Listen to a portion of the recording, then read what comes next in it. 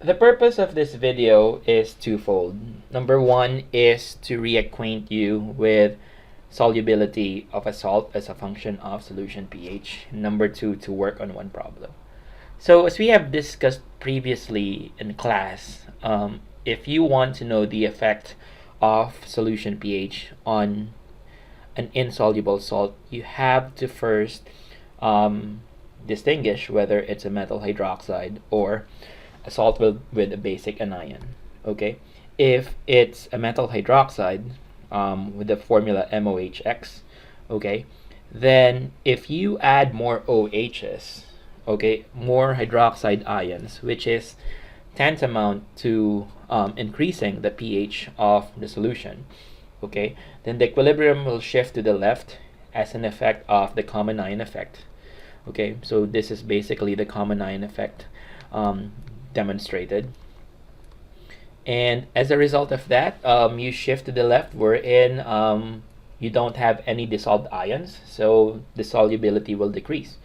On the other hand, if you add more H plus in solution, which is again equivalent to decreasing the pH of the solution, these OH minuses or hydroxide ions from metal hydroxides are consumed, and since their concentrations are lowered, okay, then the solubility of the solution increases as a result of the reaction or the equilibrium shifting to the right. Okay. Now, one thing I'd like to discuss with metal hydroxides, some of them are actually weird in a sense that some of them actually dissolve not only in acidic solution but in basic solution as well. Those will be amphoteric hydroxides. Okay, so they are usually hydroxides of aluminum, chromium, zinc, and tin.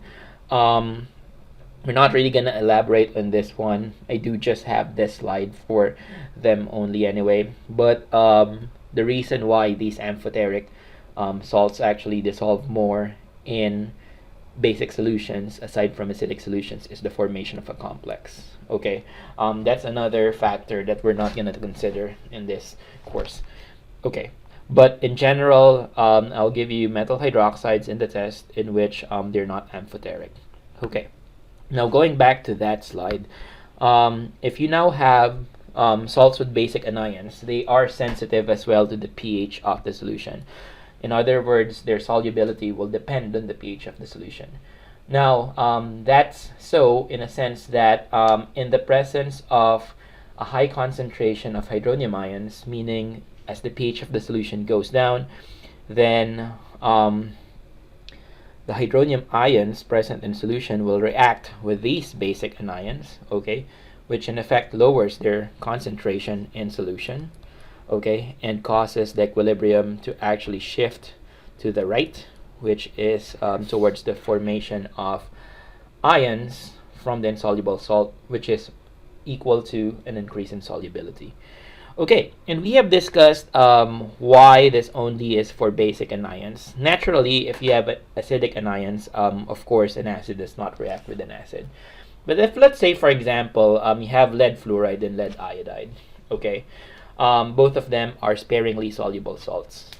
Now, in the presence of more protons, you will have these protons that are added competing with fluoride ions that have been dissociated from lead fluoride. Okay, how much amount has dissociated at least? Okay, and if there is a competition for that fluoride ion as a result of H plus reacting with it to form hydrofluoric acid, then the concentration of F minus in this equilibrium decreases, okay, leading to the formation or leading to the dissolution of lead fluoride, okay, because again, the equilibrium shifts to the left.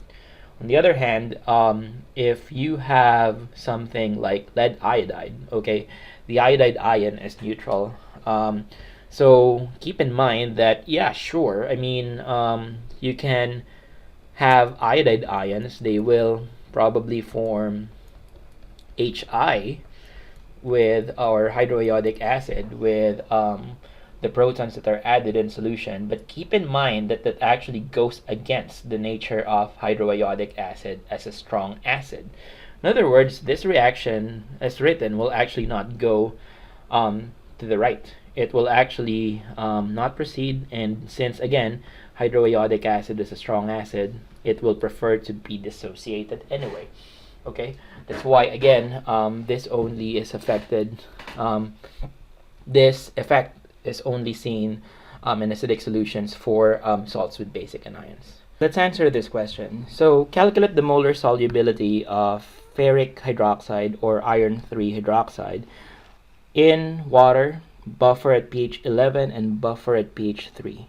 Okay, so the first thing that we're gonna do is write an equation for the dissociation of ferric hydroxide. Use an ice table, and then that will be ferric hydroxide 3 solid. Okay, that's equal to iron 3 plus ions, aqueous. Okay, plus 3 hydroxide ions, aqueous. Okay. Now, we ignore the concentration of, again, the solid because it's a solid. We begin with no concentration of iron, but okay, for hydroxide. So remember that in water, okay, the concentration of hydroxide ions is actually 1.0 times 10 to the negative 7 molar. Okay.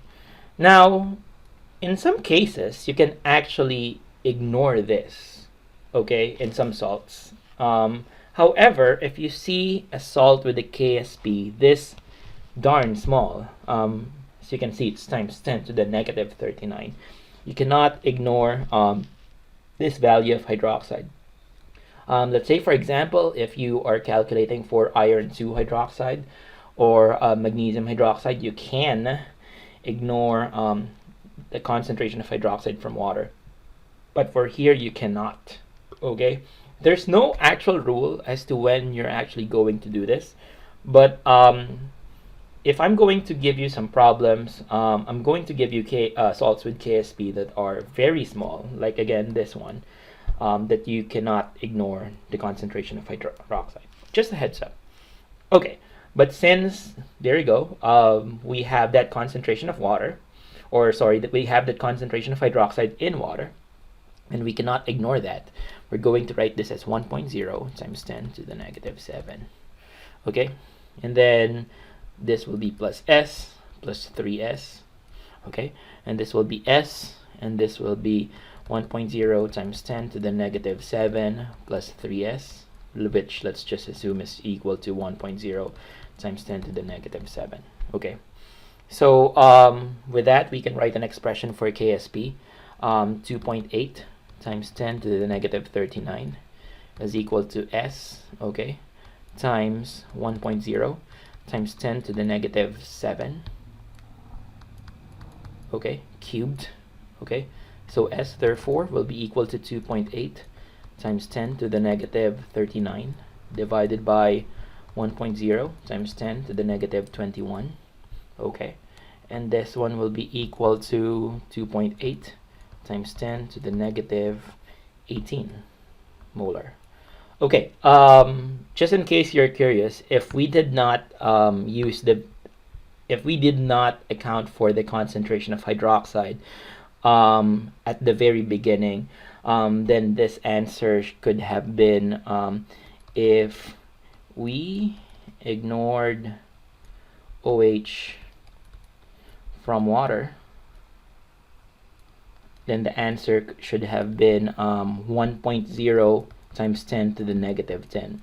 Okay, which is, noticed by the way, such a significant difference. So here we actually have to consider the concentration of hydroxide from water.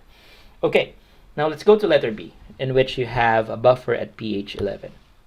Okay, so for this question, remember that a pH of 11, okay, that's actually equal to a pOH of 3. Okay, so here in this solution, you actually have this concentration of hydroxide ions. So OH, therefore, should be equal to 10 to the negative 3, or 1 times 10 to the negative 3.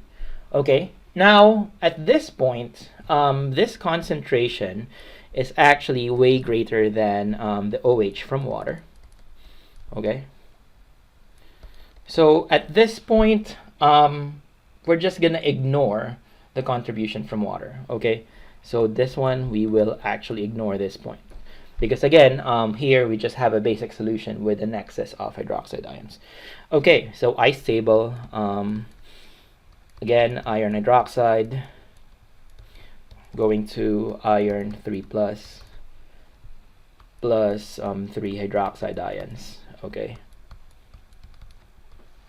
and then we begin here with 0. This one's 1.0 times 10 to the negative 3.